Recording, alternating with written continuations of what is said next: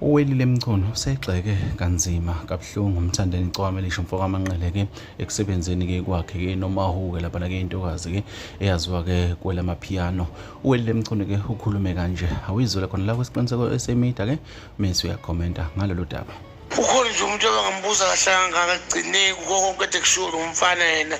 into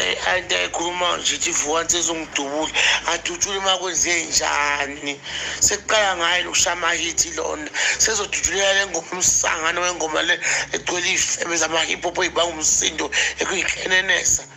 kusuka lengoma kamaho igcwele ifebe nomsindo suka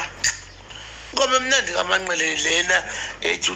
inkiqita xa sothandela ungaka hayi yona ngoba ngisule mina leya nengihlala abona le kikikile bangumsindo efebe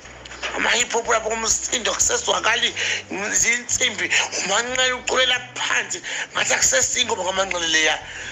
ngathi nje umuntu ngoba uManqele uculela phansi kwagqama le ntombazana kwagqama ifebe kwagqama umsindo sangana nje wengoma lo la injalo ke indaba bafowethu ke injalo ke indaba ke Welile Mchunu ke lentokazi ke yaziwa kakhulu ke